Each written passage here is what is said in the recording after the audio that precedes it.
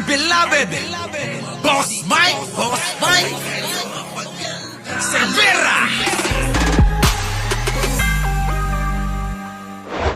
Bilang retirement destination, pinopromote na sa South Korea. Narito ang news scoop ni Gia Rafael. Ipinopromote ang Pilipinas sa South Korea bilang pangunahing retirement destination para sa Korean retirees. Inilalatag ng Philippine Retirement Authority ngayon sa Korean retirees ang magandang klima, murang cost of living, mataas na kalidad ng healthcare at magandang komunidad sa bansa. Nagtungo ang mga opisyal ng PR. Narinig niyo yung magandang komunidad. Panahon lang ni Pangulong Bongbong Marcos yan. Hindi ho panahon ni Digong. Nung panahon ni Digong, iniiwasan. Bakit kanyo? Iniisip ng taga-ibang bansa, mayroong gera sa Mindanao. Sabi ko naman noon, huwag kayong matakot dahil sa Mindanao lang yan. Opo, pag nasa ibang bansa ko, ayoko pumunta ng Pilipinas. Ay, may gera sa inyo eh. Ay, meron talagang mga ano dun eh, mga barilan eh. Oh, di ba? Sabi ko, hindi ho sa buong Pilipinas. Nandoon po sila sa dulo, sa Mindanao. Di ba noon, nagkaroon ng martial law, nung panahon ni Digong, nung nagkaroon ng Maute, sa Marawi, o di ba, napakaraming namatay dyan. Ano? Yung pala ayon sa ating pingpalaka, si Digong pala may pakana. Di ba? Matindi. Pero eto mga kababayan, malupit. Ang South Korea mga kababayan, ay pinipili na tayo ngayon para dito na sila, mag-retire. Para dito na sila mag-retire. Ibig sabihin ng mga kababayan, gusto nila dito na lang manirahan pagkatapos ng mahabang panahon ng kanilang pagtatrabaho sa buhay.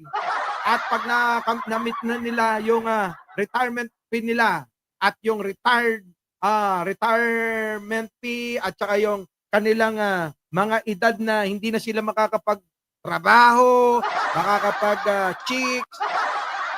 Kasi yung iba nag-chicks pa rin.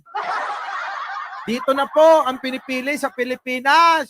Hindi lang naman alam nyo mga kabayan, hindi lang naman South Korea.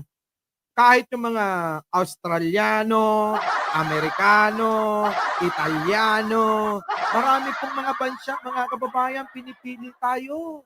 Opo. Kaya nga mga kababayan, nagkalat ang alin? Amerikano. Nagkalat ang alin? Mga Indiano. Nagkalat ang mga iba't ibang lahi sa mundo. Nandito sa Pilipinas, mga kababayan. Oo nga, no? Uy, meron akong hiling. Sabi ni Gemma Garay, so don't skip the ads. Pwede ba yun?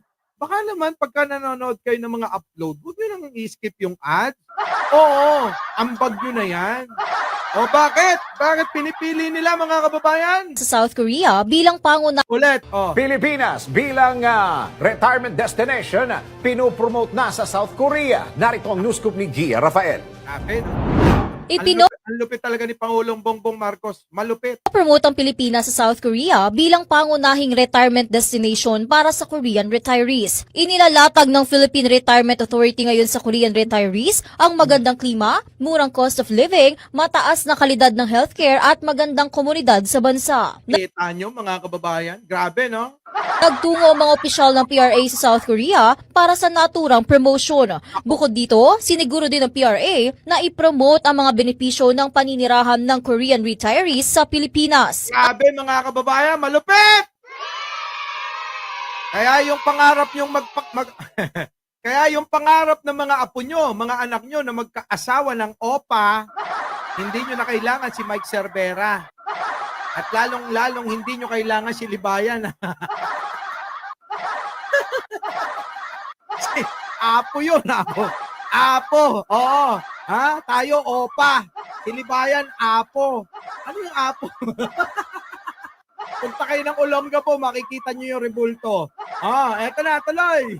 At iyan ang News Scoop. Ako si Gia Rafael. Sabi mga kababayan, malupit. Malupit talaga to si Pangulong Bongbong. Ano pa? Diba? Saan pa kayo?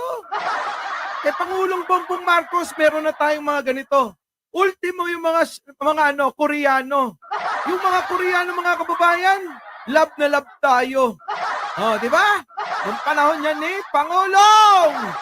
Panahon niya ni Pangulong Bongbong lang.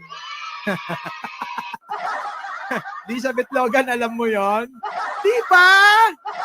Titigan mo lang yun Halos, yun na yun Attorney Libayan oo. Okay lang yan. Sabi ko kasi sa iyo eh. Huwag ako. Di ba no? Pag tinignan mo yung ulo ng gapo, doon sa circle, sino nakapunta? Titigan nyo si Libayan. Parang siya.